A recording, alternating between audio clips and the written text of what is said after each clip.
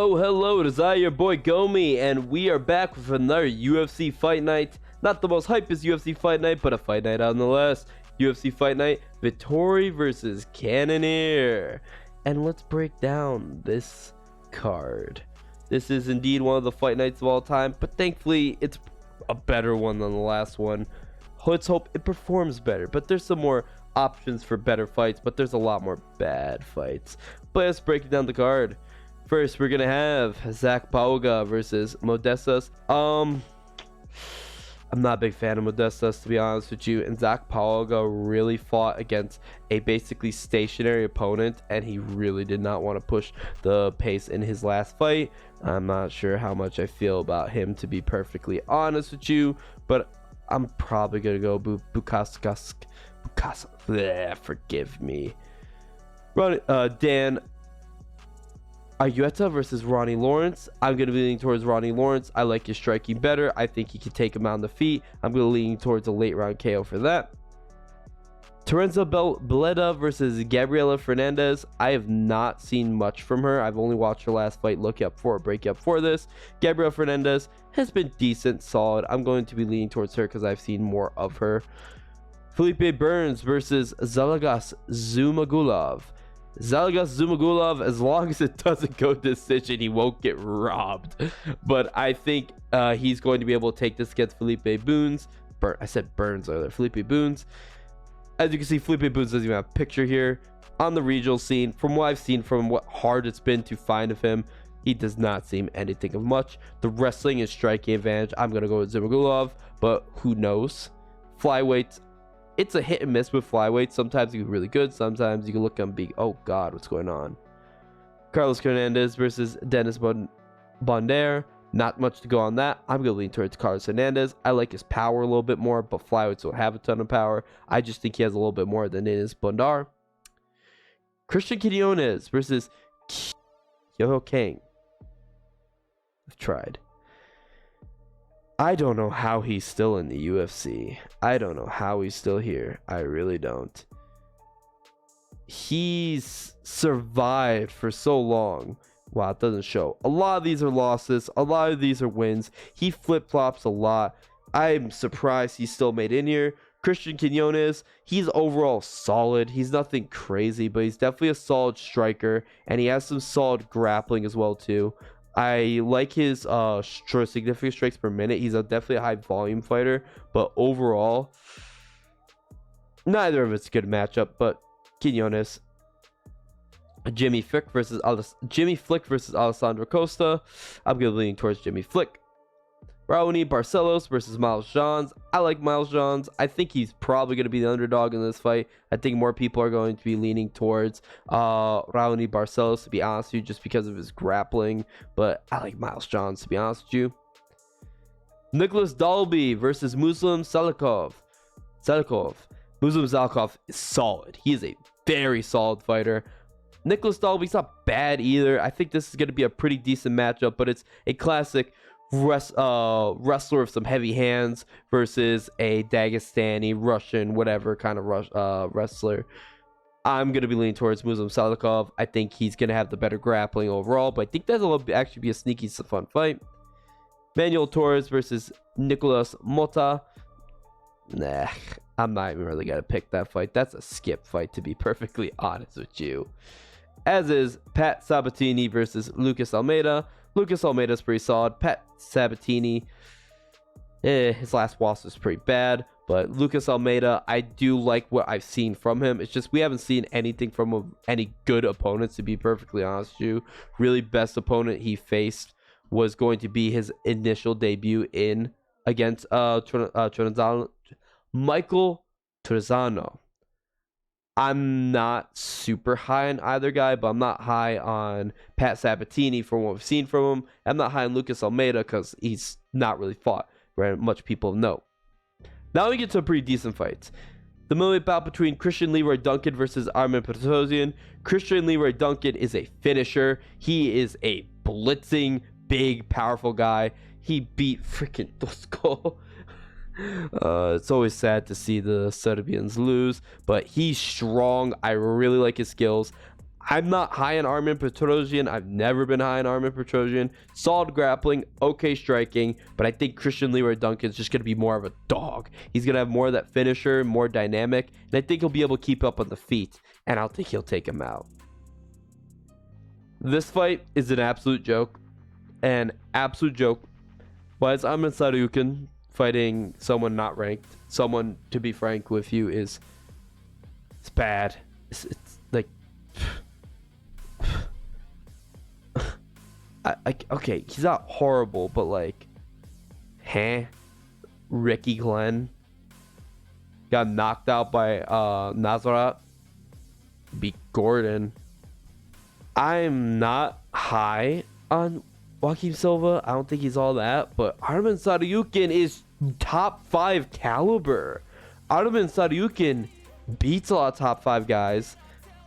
I do think Gamrot beat him, honestly, in their fight, but Gamrot I think is really good. But we did see Gamrot get pretty much schooled by Benil Dariush. But that's the thing, Arman Saryukin is one of the few guys that took the current champion division, Islam Makhachev, to a decision. And he did that. Arman Saryukin did that on his UFC debut. He did that against Islam Makhachev.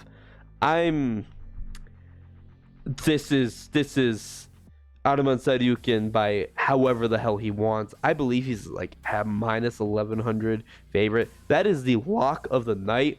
100%. Arman Saryukin wins that easy.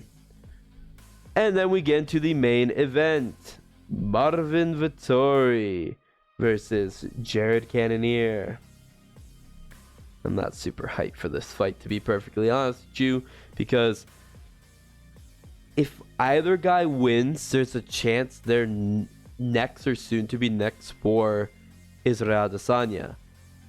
I know we only saw Cannonier fight him once. I don't want to see that again. I was so hyped for that fight. That failed me in every aspect, because Jared Cannonier, he's normally pretty gun shy, but he was too gun shy that night. And Marvin Vettori, that second fight was a wash. Izzy beat him to and back, and it was solved to just Marvin Vettori just stalling. Nah. Regardless, it's going to be a middleweight fight between Marvin Vettori, 29 years of age. I always forget how young he is. Marvin Vettori's so freaking young. Jesus, only 29. 19 wins, 6 losses, 1 draw, 2 knockouts, 9 submissions, 6 foot in terms of height. He's going to fire the southpaw stance, 74-inch reach, disadvantage, a 1.77 takedown average, a 52.4% significant strike accuracy, plus 100 underdog. He has significant wins over Ruben Delite, Paulo Costa, Kevin Holland, and Jack Hermanson. Meanwhile, Jared Cannonier is going to be 39 years of age, 16 wins, 6 losses. They both have 6 losses. 10 knockouts, 2 submissions, 5'11 in terms of height, switch stance, 77.5-inch reach advantage, a 0.17 takedown average, a 54.05 significant strike accuracy, a minus 120 favorite, with significant wins over Sean Strickland, Derek Brunson, Kelvin Gastelum, and once again, Jack Hermanson. So, Marvin Vettori. Marvin Vettori's higher ranked. He is. He's number 3. Marvin Vettori is pretty good. He's pretty solid. His problem, as you can see by his knockouts, he is a volume striker, pure volume, and he does not have heavy hands. He is very pillow-fisted. You could also see kind of by the fact that he has such a high significant strikes landed per minute, but he does not get knockdowns at all. He's a Bilal Muhammad of the middleweight division. Let's be honest here. He's a Bilal Muhammad of the middleweight division, except he pushes the pace more, so it feels more like he's fighting. I think he's a little bit more exciting of a fighter, to be honest with you, but like he's still like, even when he gets to grappling, he doesn't have like really good submission game or really good top control. Yes, you look at those 9 submissions. When was his last submission, though? It was against Alberto Pereira in 2016 was his last submission. Every other fight he has been decision. And I'll tell you right now, I've been making a killing off Vettori. Vettori's one of the fighters who's made me the most money, because you want a surefire bet for Marvin Vettori? You can bet he'll either point fight someone to the very end, or he'll get point fought till the very end and lose in a decision, because Marvin Vettori has had nothing but decisions since 2016. Every single one of his fights has been a decision.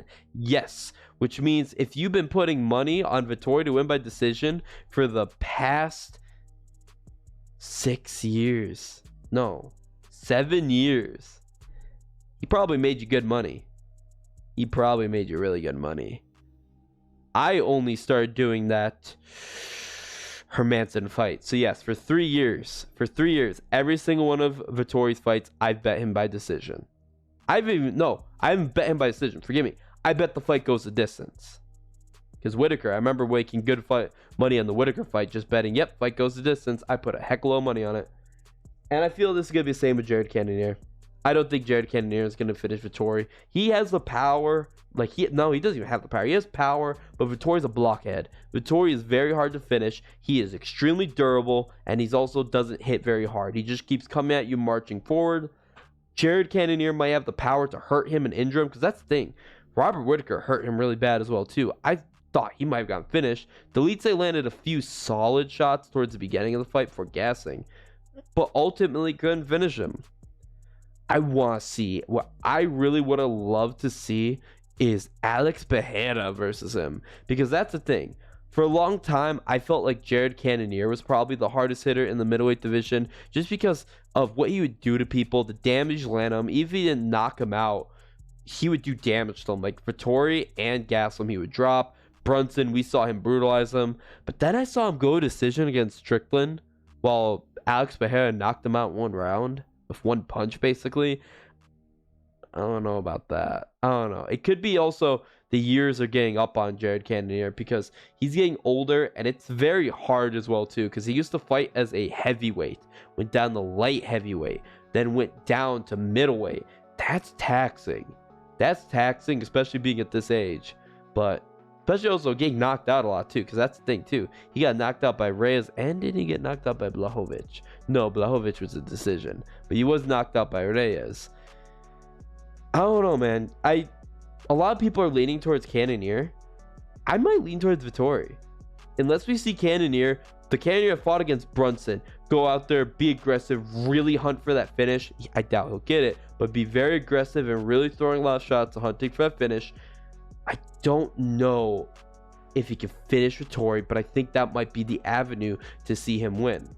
We can also look at common opponents they had, because as you see one there, but there's another one. Both of them have fought 2 specific people, so we can kind of gauge how they'll perform against each other based off those performances. One of those being Robert the Reaper Whitaker, the eternal number 2 middleweight, the always second best. Robert the Reaper Whitaker decimated Vettori, absolutely beat him masterclass. When I watched the Whitaker fight, I remember it being the same thing, but when I went back and rewatched it recently, Whitaker actually had a lot of success and did a lot of damage to Bobby Knuckles. The only thing is Bobby Knuckles had a very smart game plan of that same side combination, and eventually broke his arm. He broke Cannonier's arm, and that's what really led him to win, dropping him and stuff like that. It actually was it's a pretty boring fight, believe it or not. I don't know. It was really weird to me. It's almost like Robert Whitaker really doesn't have exciting fights.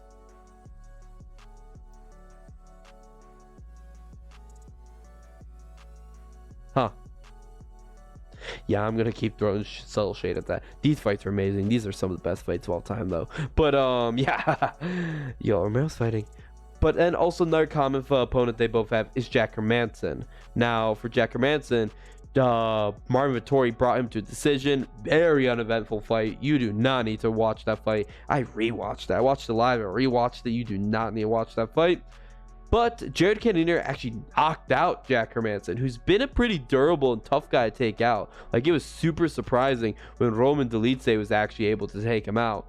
He's pretty tough. He sticks around there a lot, and Jared Cannonier had the power to take him out, but that was 2019. The Cannonier we've gotten now has been vastly different, because only Brunson was such a good win, but that's really about it. I don't think like my overall 100% like if you want me to go bet is bet this fight to go distance. Who do I think will win? I'm leaning towards Marvin Vettori. I'm gonna do it. I'm gonna go with the underdog. I'm going Marvin Vettori. That might bite me in the butt, but oh well. But yep, that should be a fight. It could be a pretty decent fight because Vettori has had good fights in the past. Like his fight against Paulo Costa was really good. His fight against Robert Whittaker is very good. But I don't know. Cannonier is a little bit gun shy. If Cannonier comes out, starts blitzing, gunshots blazing, it could be a very good fight, and I'm hoping for that. But once again, this has been your boy Gomi. Let me know what you think in the comment sections below. Bye-bye.